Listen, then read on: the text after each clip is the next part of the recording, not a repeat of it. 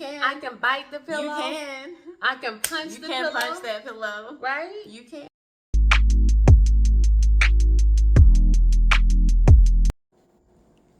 Hey, family. Just coming to you after Deidre's phenomenal job presenting at South Central Church of Christ in Raleigh. Hope that you were able to tune in for her presentation about school violence. So, lots of interaction from the audience. So, it was a great job. Kudos to you. Thank you. Bravo. Thank you. Thank you. So let's get into it. School violence. We have seen lots of things in the news media recently. Fighting, kids fighting teachers. What is your immediate reaction to these types of things? As a professional, as a mental health professional, as someone, Deidre has worked in the school system. She's worked with early Head Start. That's her thing. That's her jam. Like, she loves babies. She loves the kids. So when you see this stuff, like violence and school shootings and kids bringing guns to school, what are your thoughts and your immediate reaction to those things? I am immediately saddened because it reminds me that influence starts at home, right? It reminds me that what I do is important. Teaching children regulation of emotions, and then helping parents to realize that they have a part in this as well. So it's not just kids. It's not all on the kids. It's not on the kids needing to know what not to do and what to do, but it's parents taking their rightful place and teaching the children, right? Instructing them, showing them what it is that they should be doing. Okay. All right. She said regulation of emotions. Regulation of emotions. So tell me a little bit more about that, and I guess some of the things that you do when you're working with kids as far as teaching them how to regulate their emotions, and what we can do as parents and caregivers of children to model that. So tell me more about that, Deidre. Yeah, so in the work that I do, we use conscious discipline.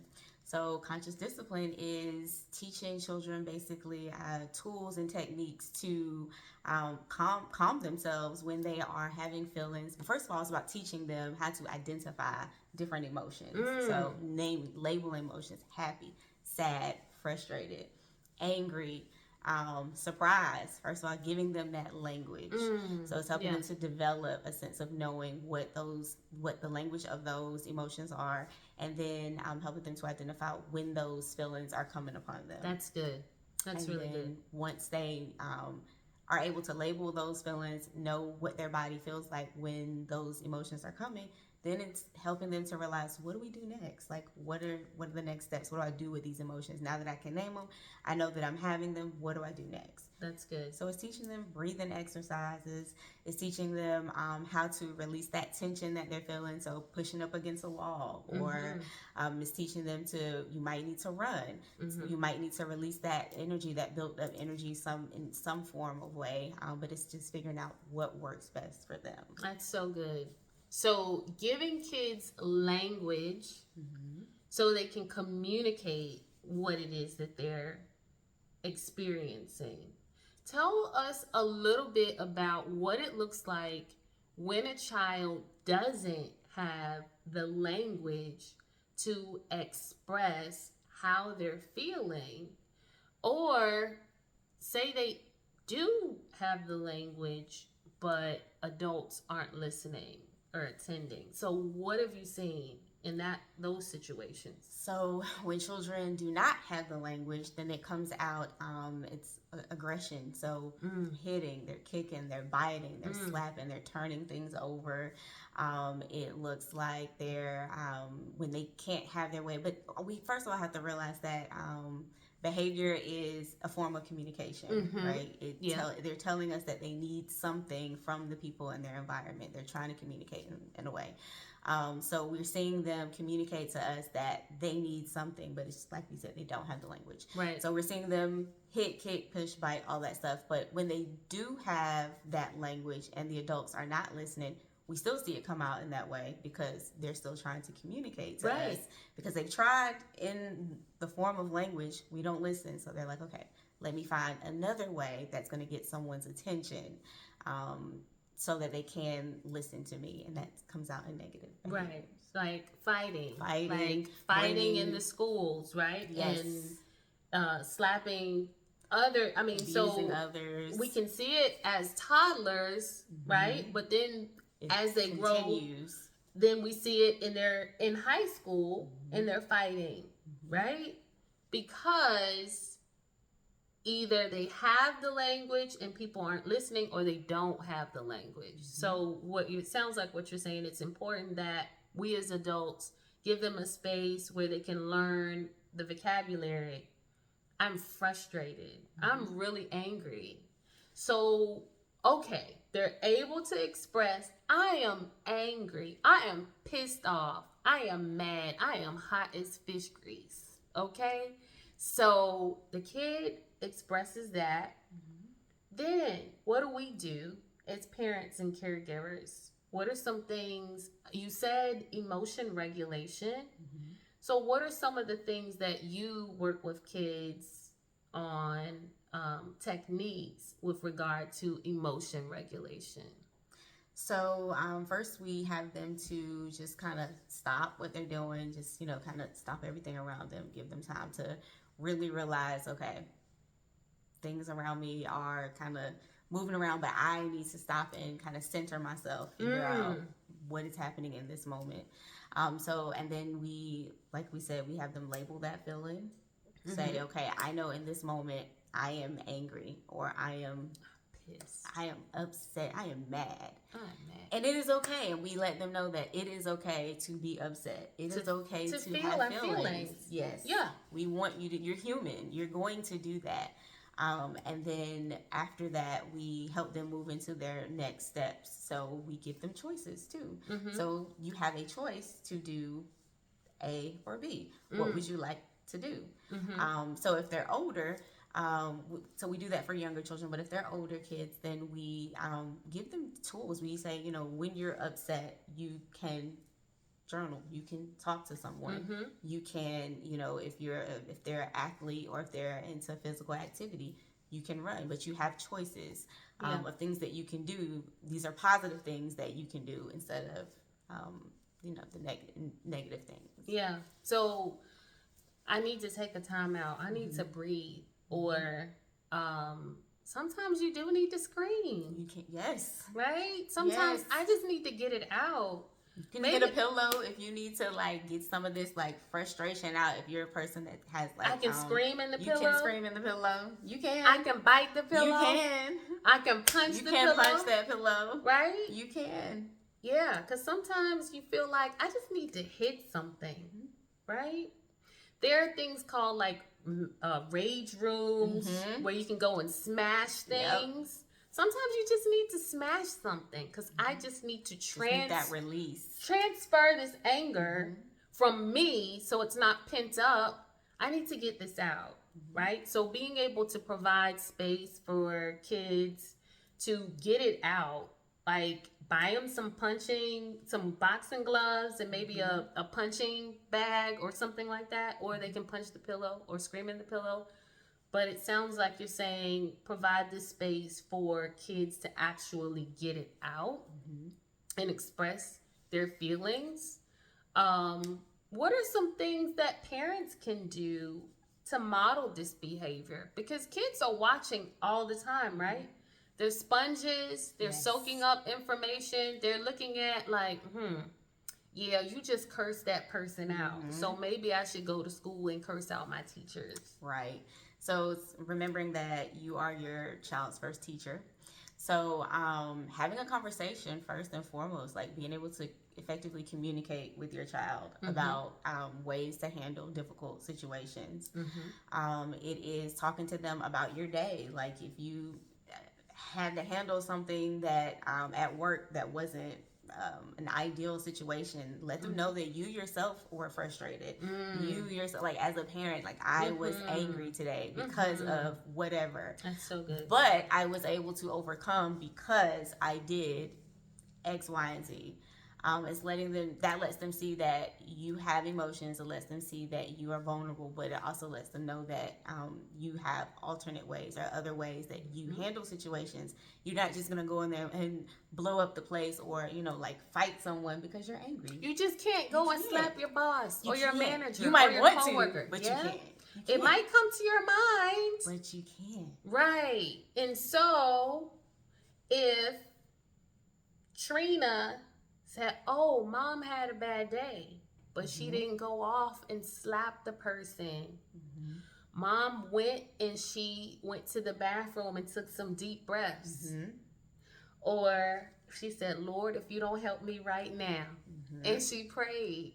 Or she went for a walk around the building and she came home and she told her daughter, when you're saying, "Oh, how was your day?" "Well, how was your day, Mom?" "Well, I got mad. It was kind of challenging." "Well, Mama, what did you do? Did you go and pop off? Then what did you do?" "No, I took a walk." I said, "Hold on. I need a minute. I'll be right back with you." And I walked outside. So that's what you're saying that we need to do? Yes. Okay, and woosah. Take some deep breaths. Yes. To center. She said center and ground ourselves, right? And we can pray and we can meditate. Those are your choices. Take your choices. Think happy thoughts. Think happy thoughts. Think happy thoughts, right? So we as caregivers, we as parents can model this behavior for our children, right? Yes. Yeah, that's so good. That is so good. When you talk about conscious discipline, can you talk about some of the tools and techniques that you use for little kids? Because Deidre works with the little babies, y'all. It starts early. She says it starts early. It does. So, what are some of the things that you do with the little babies? So we just start off first by showing them breathing techniques. So we have different techniques that we use. So we have something called the faucet, or we have, do you want to be a star, which is you stop, take a deep breath. And so it's basically teaching kids that there are, or you can be a balloon, it's just a pretzel, all these different ways that children can learn to breathe. It's just basically giving them options of deep breaths. And all of it is just basically teaching them to stop what you're doing, or smile, which is, because we know when you smile, it changes your mood. So the S in star actually is to smile. So you smile, you take a deep breath, and then that is supposed to create it's supposed to create just a different mood for you, right? Happy thoughts, happy feelings. Happy feelings when we smile. Yes. I like that. I'm a star. I smile all the time. And kids love it. They remember on their own, like when they start, after you do it for a while with them, then they'll begin to do it on their own. Or if you're in a corner, you as a teacher, if you're like, "Oh my gosh, I've told them 5 million times," then another student will come around and be like, "Do you want to be a star? Do you need to be a star, Miss Deidre?" And so, okay, right? So star, they equate star with smiling and feeling calm and centered. I like it. Yes. Because as you're teaching them how to use these breathing techniques, or say that they're a balloon, right? If I think about a balloon, where they just put your hand over your head and it's just like you blow up your balloon and then you release all that, just that tension. So it's just, I relax, relate, release, and I release all of that tension that's built up and just blow Just it blow it out. out. Yeah. And the kid, and so it's just teaching them different ways to breathe. So that's how we start off with them really young, is teaching them how to breathe, how to take deep breaths. And it's imagery too, Mm-hmm. because I can visualize a star shining bright, Mm-hmm. right? And it makes me smile. Or I can visualize a balloon Mm-hmm. puffed up full of air and just blowing, deflating the balloon and blowing out that negative energy, those negative emotions. I love it. I love it. So, guys, thank you for sharing with us and joining with us as we recap about school violence. And where do we start? We start with our kids in our homes and teaching them how to verbalize their feelings, labeling them, and how to express them. But also in those moments, what do I need? I need to get this out, and I also want to feel better. And so we have options. Yes. We have tools. I can scream. I can scream in this pillow. I can bite the pillow. I can fight the pillow, right? I can fight this pillow. I can go for a walk. I can journal. Can listen to music. I can Music is a mood changer. I can listen to some music, some happy music, Yes. right? I can dance. I can move my body. I can go for a walk. We can pray. We use our faith. Lord Jesus, We depend on bless that a the lot. Lord, oh my soul, and all that is within me. I can pray and ask the God to help me in this situation. So let's model this behavior for kids. Let's have these dialogues and conversations. Let's cultivate safe environments where kids don't feel judged. And we can say, yeah, me too. And we can be transparent about us feeling upset and frustrated and angry. And I'm hot as fish grease. I am mad. I'm boiling. What did you do, Mama? What did you do? I said our prayer. I went for a walk. I take some deep breaths. I did all the things. And I came back. I gathered myself. And all is well. All is well. Right? So thank you for joining us. If you like more information, contact us at admin@cjboydcounseling.com.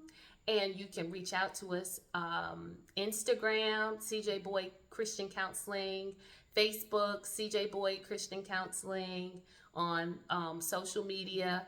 And we would like to hear from you. Comment, share, and go be great. Bye.